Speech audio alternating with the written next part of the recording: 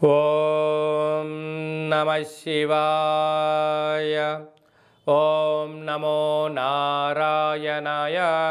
ఓం శ్రీ స్వర్ణాకర్షణ కాళభైరవాయ నమో నమః. ఓం నరదిష్టి నివారణ కాళభైరవాయ నమో నమః. ఓం సూర్య అరిష్టేతు సంప్రాప్తే సూర్యపూజాంచ కారయేత్.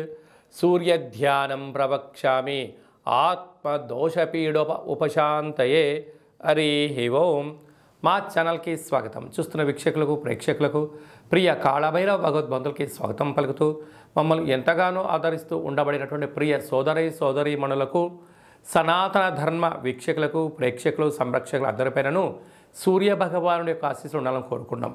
సూర్యభగవానుడు 15వ తారీఖు జనవరి నెల 2024 నుండి 13/2/2024 వరకు నూతన ఆంగ్ల సంవత్సరంలో మకర సంక్రాంతి పండగ సందర్భంగా మకర రాశిలో ఏడాది తర్వాత సంచారం చేయనప్పుడు ఎలాంటి ఫలితాలు ఉంటాయో సవివరంగా సంపూర్ణంగా తెలుసుకుందాం. కర్కాటక రాశి వారికి ఏడాది తర్వాత రవి భగవానుడు మకర రాశిలో శత్రుస్థానంలో సంచారం చేయడం వలన ప్రేమికుల మధ్య సయోధ్య కుదరకపోవడం, భార్యాభర్తల మధ్య విభేదాలు ఉండడం, కొత్తమైన పనులు ప్రారంభించాలి అనే కాల సమయంలో ఇటు ప్రభుత్వం నుంచి ఇటు ఇంట్లో నుంచి బ్యాంకుల దగ్గర నుంచి సకాలంలో ధనం అందకపోయే పరిస్థితి చాలా అధికంగా ఉంటుంది.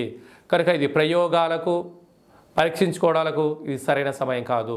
ఇలాంటి కాల సమయంలో ఉండబడినటువంటి వాటితోనే కాలం గడపడం ఉత్తమోత్తమం. లేదు కొంతకాలం ఎలాంటి ప్రయత్నాలు చేయకుండా మౌనంగా ఉన్నట్లయితే కేవలం సమయం మాత్రమే వృధా అవుతుంది.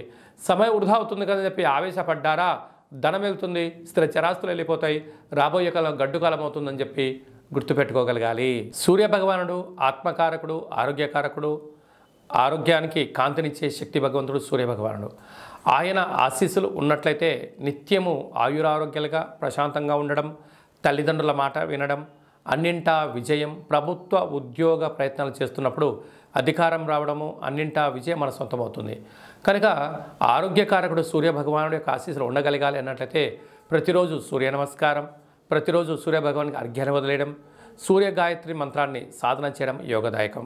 మీరు ప్రతిరోజు ఆహారం తినేటువంటి కాల సమయంలో గోధుమలతో కూడుకున్న ఆహారాన్ని భుజింపచేయడము, అలానే గోవులను గోమాతకు ఆహారంగా ఏర్పాటు చేయడము, పక్షులకు చేపలకు గోధుమల్ని చల్లడం వల్ల యోగదాయకం.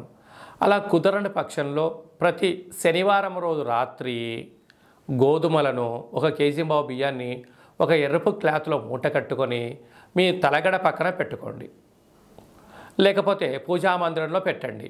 మరుసటి రోజు అంటే ఆదివారం శనివారం రాత్రి పెట్టారు, ఆదివారం అంతా ఉంది, ఆదివారం రాత్రి కూడా మన ఇంట్లో ఉన్నాయి, సోమవారం పూట ఉదయం స్నానం చేసిన తర్వాత సూర్యభగవానునికి నమస్కారం చేసుకొని మీ మనసులో ఉండబడినటువంటి కోరికలు నెరవేరాలని, అనారోగ్యం తొలగిపోవాలని, ఐశ్వర్యం ప్రసాదించాలని ఈ మూటను తీసుకొని వెళ్ళి నవగ్రహాల్లో సూర్యభగవానుడి దగ్గర 6 మార్లు ప్రదక్షిణ చేసి ఆయనకు గోధుమలతో అభిషేకం చేయండి, యోగదాయకం.